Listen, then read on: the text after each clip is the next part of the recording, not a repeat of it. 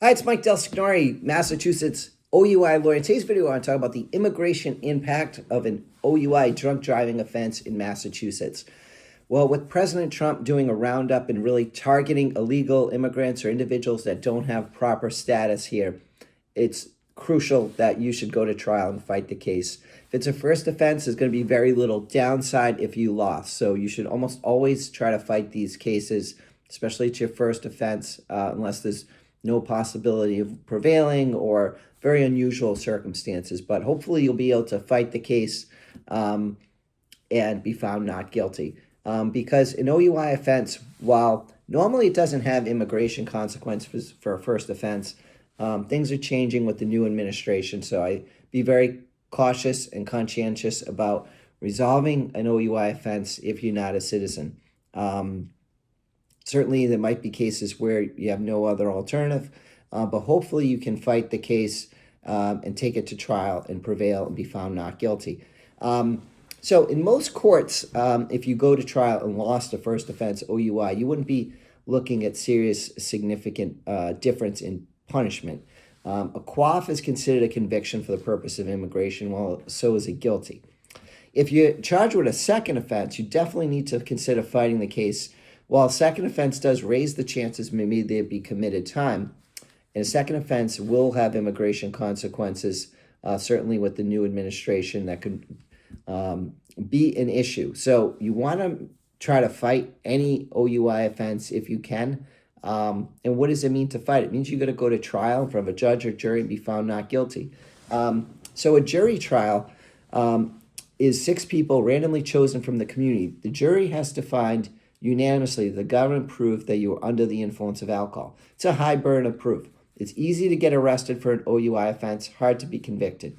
So what does the government need? They need evidence to prove you are impaired. They're going to rely on the field sobriety test, your statements, admissions to show impairment. However, this is very subjective. There's a lot of things police are taught to look for. Let me go over some of the things I look for to show someone's not impaired. First, the driving. Can we minimize any claims of bad driving? Second, how did you pull over? Did you pull over safely and immediately? Police are taught to pay attention to that. It could be a sign of impairment. So if there's no mention in the report that you had difficulty pulling over, you likely did it well. How did the exchange with your license and registration go? Does the report mention you fumbled, bobbled for the documents? If it doesn't, that's something you did well, something that we could say is inconsistent with impairment. And then how'd you get out of the car when the officer asked you to get out? Did you lean on it, use it for balance, grab onto the door jamb? If you didn't, or if there's no mention in the report, you likely did it well, or I can establish on cross-examination you did it well and show that that sign of impairment is missing. So trying to get as many of these little points in your favor as possible. They're going to have testimony and statements in the report about odor, speech, bloodshot, glassy eyes. Are they bloodshot and glassy? If they're just glassy but not bloodshot, you would expect to see both. Speech, was it slurred? If it's not slurred, great. It's a major indicator of impairment. Slurred speech. Is it slight? Maybe you had an accent. So who knows? Maybe the officer interpreted slurred speech when it really wasn't there. When we see videos of people on the side of the road or in booking, slurred speech is rarely there. It's one of the things that I think the video documents is that it's usually not there. When it is there, it can be very damaging to the case. But there's been very few cases where I've actually seen slurred speech. Now, I argue this to the judge when watching a video. I said, Your Honor, if there's real slurred speech, we don't have to listen to it 2 or 3 times. Once you hear it, you know it, and it's obvious. So that's a sign that's typically not present. I think a lot of judges, in cases where there's no video and haven't seen all these videos where the speech is not really slurred, are onto that sign is not really present. Now, a jury, it's their first time hearing cases like this. It might be harder to make that argument. A jury doesn't have as much experience. They might be more likely to credit the officer.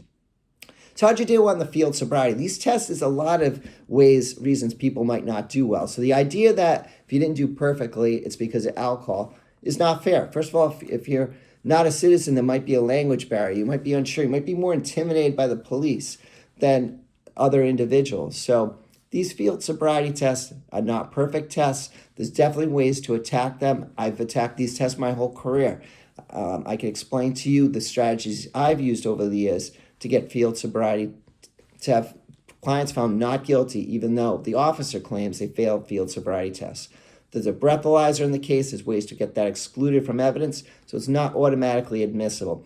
If you're not a citizen, I can help you. I've helped citizens, non-citizens fight OUI cases my entire career. It's my passion, and I want to help you. I can help you, and I want to keep you here for your family. Call, text anytime, 781-686-5924.